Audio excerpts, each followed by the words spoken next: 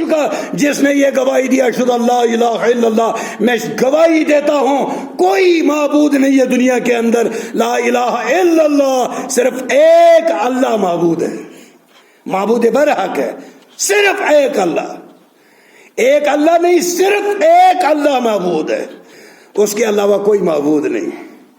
اور میں گواہی دیتا ہوں کہ محمد رسول اللہ صلی اللہ علیہ وسلم اللہ کے بندے اور رسول ہیں۔ تو یہ تھا پانی کا بیان جو ہم نے پڑھا۔ اب ہم نیت کا بیان پڑھیں گے۔ حدیث مبارک ہے صحیح بخاری کے اندر پہلی حدیث۔ آج سے ہمیں وہ کتاب شروع ہو گئی جس کتاب کو میں نے منتخب کیا، علامہ عبد الغنی المقدسی رحم اللہ کی کتاب ہے ضیاء الکلام، اس سے ہم یہ پڑھیں گے جس میں صرف بخاری اور مسلم کی حدیثیں، اس میں اور کسی کتاب کی نہیں، بلکہ صحیح بخاری اور صحیح مسلم کے اندر جو متفق علی حدیث ہے، متفق علی اس حدیث کو کہا جاتا ہے جو بخاری کے اندر بھی ہو اور مسلم کے اندر بھی ہو، اس حدیث کو متفق علی حدیث کہا جاتا ہے، اور وہ حدیث کی سب سے اعلیٰ قسم ہے۔ وہی حدیثیں اس کتاب کے اندر ہیں، اس میں وضو کا بیان ہے، کیسے وضو فرمایا نبی کائنات صلی اللہ علیہ وسلم نے، صحابہ نے کیسے نقل کیا، ہم آگے آگے پڑھتے جائیں گے۔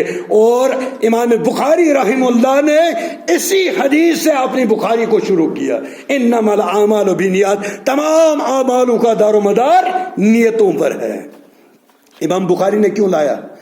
وہ اس لیے کہ کہیں امام بخاری کو یہ خیال نہ ہو جائے میں نے نبی کی حدیثیں جمع کی، ان میں کہ دل میں تھوڑا سا کبر پیدا نہ ہو جائے۔ نہیں، جب تک ہمارے اعمال تب قبول ہوں گے جب ہماری نیت صحیح ہوگی۔ اگر نیت صحیح نہیں ہے، مولوی کی نیت صحیح نہیں ہے، وہ تبلیغ کر رہا ہے، وہ ضائع کر رہا ہے، ریا کر رہا ہے، دھوکہ دے رہا ہے اپنے آپ کو بھی اور لوگوں کو بھی۔ انما الاعمال بالنیات۔ اور صاحب کتاب ضیاء الکلام انہوں نے بھی پہلی حدیث یہی اپنی کتاب کے اندر درج کی ہے، انما الاعمال بالنیات، تمام عملوں کا دار و مدار نیتوں پر ہے۔ اب یہ مسئلہ ہوتا ہے جب ہم نماز پڑھتے ہیں تو نماز کے لیے نیت کیسے کریں؟ حضرت امام بخاری رحم اللہ نے فرمایا، یا سلف صالحین صحابہ کرام فرماتے ہیں کہ نیت دل میں ہوتی ہے، زبان سے نہیں۔ جو آج ہم نیت کر دینا، نیت کرتا ہوں میں اس نماز کی واسطے اللہ تعالیٰ کے اوپر چھت، نیچے ٹاٹ، دائیں دیوار، پیچھے کھڑکی، یہ نیت اگر قیامت تک تمام علماء ڈھونڈتے رہیں گے کسی بھی حدیث میں نہیں ملے گی۔ میں کس بنیاد پر بول رہا ہوں؟ حنفیہ کی کتاب ہدایہ کے اندر برہان الدین مرغیانی ایک عالم ہے جنہوں نے اس کی شرح کی ہے، ہدایہ، کتاب الہدایہ۔ احناف کے اندر بہت اونچے درجے کی کتاب ہے، فقہ کی اونچی کتاب ہے۔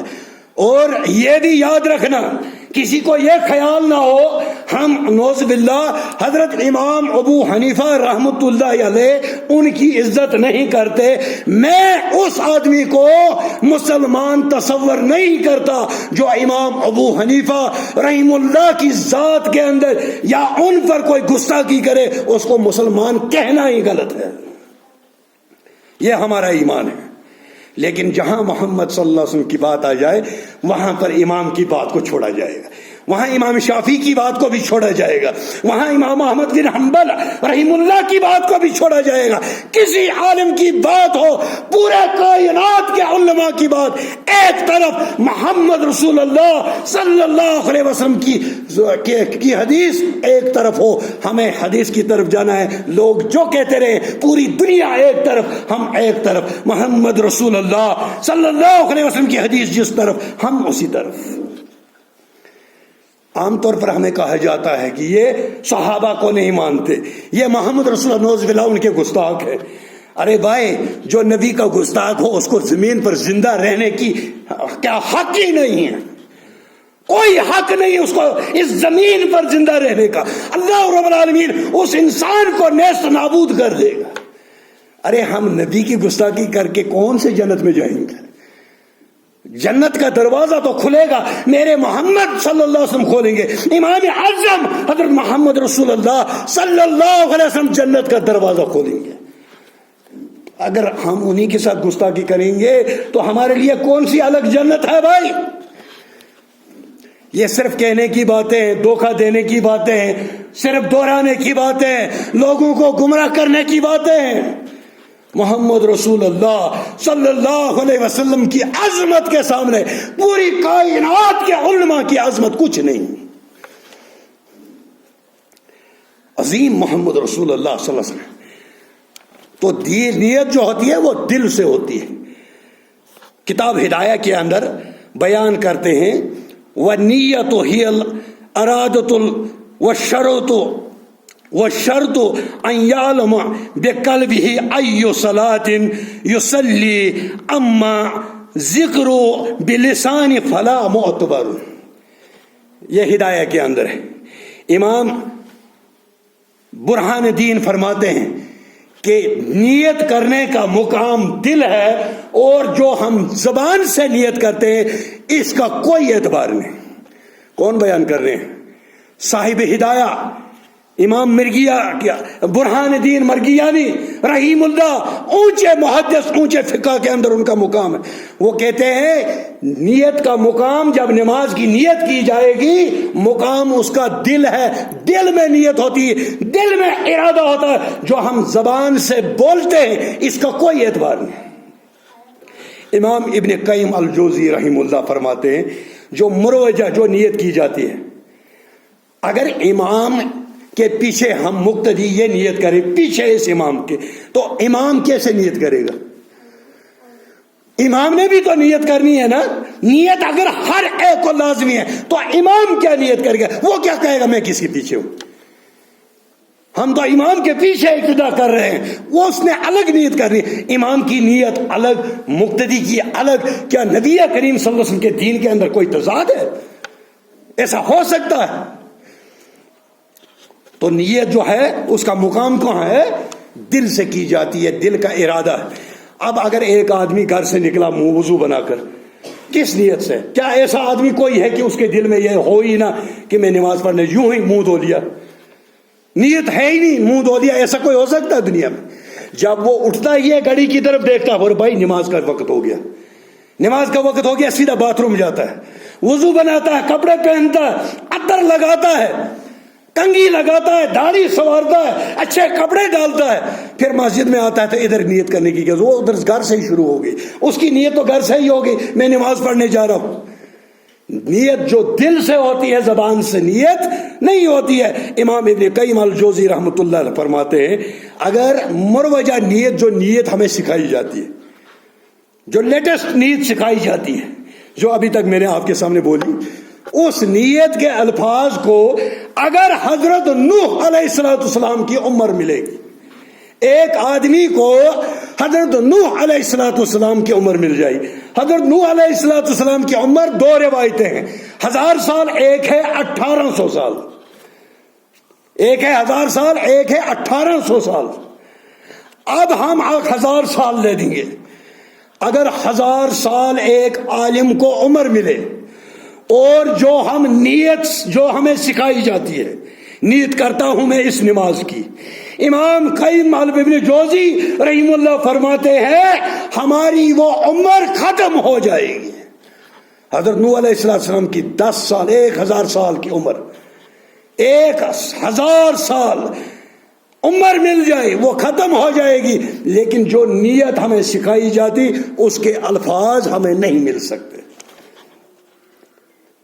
تو نیت پر دار و مدار ہے، جو بھی عمل کرو گے اس پر نیت پر دار و مدار. اسی لیے نبی کریم صلی اللہ علیہ وسلم فرمایا جب کل جہنم کو سلگایا جائے گا، جلایا جائے گا، 3 شخص اس کے ایندھن بنیں گے. پہلے جس سے جہنم کو شروع کیا جائے گا، ایک عالم، ایک صدقہ کرنے والا، ایک مجاہد. ان 3 شخصوں سے جہنم کو جلایا جائے گا، شروع کیا جائے گا. حالانکہ عالم بننا بہت یہ اعزاز کی بات ہے، عالم ہو، تقریر کرتا ہو، لوگوں کو دعوت دیتا ہو، لیکن کل جہنم کا ایندھن بنے گا. اللہ رب العالمین اس عالم سے پوچھے گا تجھے علم دیا، عقل دی، تجھے اتنا کچھ دیا، علم سے نوازا، آپ نے کیا کیا؟ فرمائے گا اے اللہ میں تقریریں کرتا رہا، لوگوں کو پڑھاتا رہا، دین کا درس دیتا رہا، قرآن پڑھاتا رہا۔ اللہ کہے گا تو جھوٹ بولتا ہے، تو اس لیے درس دیتا تھا تاکہ تجھے عالم کہا جائے، چاہے تاکہ تجھے بڑا قاری کہا جائے، تاکہ تجھے دنیا میں تعریف کی جائے۔ تیری تعریف دنیا میں ہو چکی، لوگوں نے تیری تعریف کی، اب تیرے لیے یہاں پر آخرت میں کچھ نہیں، اس کو گھسیٹ کر لیا جائے گا اور جہنم میں پھینک دیا جائے گا۔ عالم اور دوسرا مجاہد، اس سے پوچھے گا تجھے طاقت دی، تو نے کیا کیا؟ اے اللہ تیرے دین کے لیے میں نے آخری حد تک لڑتا رہا، جہاں تک جان دے دی۔ اللہ کہے گا نہیں تو جھوٹ بولتا ہے، تو نے اس لیے کیا تاکہ تجھے کہا جائے یہ بہادر ہے، دیکھو کتنا بہادر ہے۔ دنیا میں تجھے کہا گیا، فرشتوں کو حکم دیا جائے گا اس کو گھسیٹ کر لے جاؤ جہنم میں پھینک دو۔ اب تیسرا شخص لائے گا جس نے دولت دی تھی، اللہ رب العالمین، بہت بڑی دولت ملی، اللہ کہے گا میں نے تجھے دولت دی، مال دیا، تو نے اس کا حق ادا کیا؟ کہے گا یا اللہ جہاں پر آپ کا حکم تھا وہاں پر خرچ کرتا رہا، غریبوں پر خرچ کرتا رہا، مسکینوں پر خرچ کرتا رہا، بیواؤں پر خرچ کرتا رہا، یتیم بچوں پر خرچ کرتا رہا۔ وہ کوئی جگہ نہیں ہے جہاں آپ کا حکم ہو اور میں نے خرچ نہ کیا ہو۔ اللہ کہے گا تو جھوٹ بولتا ہے، تو اس لیے کرتا تھا تاکہ تیری تعریف کرے، لوگ یہ کہیں تو سخی ہے، کتنا خرچ کرنے والا، تیری تعریف دنیا میں ہوگی، فرشتوں سے حکم دیا جائے گا اس کو گھسیٹ کر لے جاؤ جہنم میں پھینک دو۔ کون سی چیز کمی تھی اس میں؟ عالم نے عمل بھی کیا تھا، عالم نے علم بھی حاصل کیا، عمل بھی کیا، لیکن پھر بھی جہنم میں۔ مجاہد نے جہاد بھی کیا لیکن پھر بھی جہنم میں، اور خرچ کرنے والے نے اتنا کچھ خرچ کیا لیکن پھر بھی جہنم میں۔ وجہ کیا تھی؟ انما الاعمال بالنیات، کیونکہ ان کی نیت صحیح نہیں، دل کا ارادہ صحیح نہیں تھا۔ ان کے دل میں یہی ارادہ تھا کہ مجھ میری تعریف ہو، مجھے کہا جائے کتنا اچھا خطبہ دیتا، کتنی آواز ہے، کیا آواز ہے، کیا سوز ہے، کیا قاری ہے۔ اگر دل میں یہ ارادہ ہے تو وہ اس کا عمل جو ہے وہ بیکار ہے، وہ مردود ہے عالم کے لیے۔ ورنہ علم سے دنیا میں اگر سب سے اونچا رتبہ اس کو ملتا ہے جو دین کا علم حاصل کرتا ہے، اس کے برابر کسی کا مقام نہیں۔ جو آپ کی پہچان اللہ سے کرائے، جو آپ کا رشتہ اللہ سے جوڑے، جو آپ اور میرا رشتہ محمد رسول اللہ صلی اللہ علیہ وسلم جوڑے، اس سے اونچا انسان کوئی ہے؟ لیکن اتنا کچھ، اتنا رتبہ ہونے کے باوجود وہ جہنم میں جا رہا ہے۔ وجہ کیا ہے؟ انما الاعمال بالنیات، نیت اس کی درست نہیں تھی، کیونکہ اعمال کے اندر دو چیزوں کو دیکھا جائے گا، ایک اخلاص، جو بھی کام کرو خالص اللہ کی رضا کے لیے کرو، کسی کو دکھانے کے لیے مت کرو، تو نیت اپنی درست کر لو۔ اور دوسری چیز اتباع حضرت محمد رسول اللہ صلی اللہ علیہ وسلم، جو بھی عمل ہم کریں نبی کریم صلی اللہ علیہ وسلم کی سنت کو دیکھ دیکھ کر کریں۔ مجھے ایک آدمی نے بولا آپ زوال کے وقت میں نماز پڑھتے ہو، 1 بجے پڑھتے ہیں، آپ ہر کام پٹھا کرتے ہو۔ اس نے کہا آپ ہر کام پٹھا کرو۔ میرا سبارڈینیٹ تھا، اپنے ڈپارٹمنٹ کا اپنا سبارڈینیٹ تھا۔ میں نے بولا رب کعبہ کی قسم میں پوری اپنی تنخواہ آپ کو انعام دے دوں گا، میرے ایک مسئلے کو حدیث کے خلاف بتا دے، میں پوری تنخواہ دینے کے لیے تجھے تیار ہوں، 1,00,000 روپے انعام دے دوں گا۔ ہمارا ایک مسئلہ ایسا بتاؤ جو نبی کی سنت کے خلاف ہو، ایک بتاؤ، ایک مسئلہ بتاؤ جو حدیث کے خلاف ہو، ایک مسئلہ بتاؤ جو قرآن کے خلاف ہو۔ کیونکہ مجھے سکھایا یہی گیا، میں نے جہاں پر آنکھ اپنی کھولی وہاں پر میں جس طرح حضرت سلمان فارسی رضی اللہ تعالیٰ اپنے دین کو ڈھونڈنے کے لیے کتنی اس سٹرگل کی، کبھی کہیں، کبھی راہب کے پاس، کبھی کسی پجاری کے پاس، کبھی کسی کے پاس، آخر کار محمد رسول اللہ صلی اللہ علیہ وسلم کے دربار میں جب آیا، ایمان قبول کیا۔ اس طرح سے مجھے بھی ہوا، جب میں دیکھتا تھا بدعات خرافات میں بولتا تھا اللہ کے نبی صلی اللہ علیہ وسلم اتنے عظیم ہیں، ان کا دین یہ نہیں ہو سکتا، شرک والا دین نہیں ہو سکتا۔ جو قرآن پورا شرک کو بیج و کنی کرنے کے لیے اللہ رب العالمین نے نازل کیا، اس قرآن کو پڑھنے والے شرک نہیں کر سکتے، اس قرآن کو پڑھنے والے بدعات کا شکار نہیں ہو سکتے۔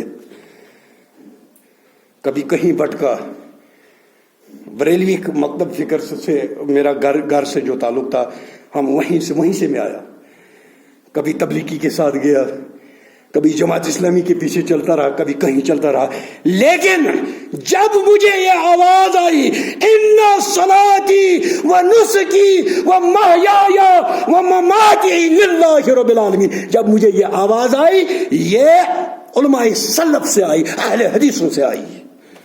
ہماری نماز، ہمارا جینا، ہمارا مرنا، ہمارا زندہ رہنا للہ رب العالمین، اس اللہ کے لیے جس کا ساجی کوئی نہیں، جس کا شریک کوئی نہیں۔ ہم شریک بھی بناتے رہے، نماز بھی پڑھتے رہے، شرک بھی کرتے ہیں، نماز بھی پڑھتے رہے، تو سنت کو بھی اپنائیں، بدعات کو بھی جگہ دے، ایسا نہیں ہو سکتا۔ مکس نہیں کر، مکسچر جو بناتے ہیں نا، وہ نہ ادھر کے رہتے نہ ادھر کے رہتے۔ مکس مت کرو، پیور بات لے لو، جو نبی کی بات ہے اس کو لے لو، جو کسی عالم کی بات ہے وہ اس کو تحقیق کرو۔ بولا میرے کو کوئی کسی طرف، کوئی ایک عالم کی طرف بلا رہا ہے، دوسرا دوسرے عالم کی طرف بلا رہا ہے، ایک ہی آواز میں نے دیکھی جو کہتے ہیں آؤ صحابہ کے زمانے میں، آؤ محمد رسول اللہ صلی اللہ علیہ وسلم کے زمانے میں، آؤ قرآن پڑھو، آؤ قرآن کی تعلیم حاصل کرو، آؤ نبی کی سنتوں کے پیچھے پیچھے چلو۔ اگر بھائی یہ جرم ہے تو یہ جرم ہم اس کے مجرم ہیں، پھر ہم یہ جرم قبول کرتے ہیں۔ اگر یہ جرم ہے نبی کی سنت کے پیچھے چلنا، قرآن کے پیچھے چلنا، اگر یہ جرم ہے تو یہ جرم ہم سے ہوا ہے اور ہوتا رہے گا جب تک ہماری بدن کے اندر سانس ہے، یہ جرم ہم سے ہوتا رہے گا۔ اللہ رب العالمین ہمیں حق پر عمل کرنے کی توفیق عطا فرمائے، کتاب و سنت کی پیروی کرنے کی توفیق عطا فرمائے۔ اللہ رب العالمین بدعات سے ہمیں بچائے۔ وآخر دعوانا الحمدللہ رب العالمین، والسلام علیکم ورحمۃ اللہ۔ الحمدللہ۔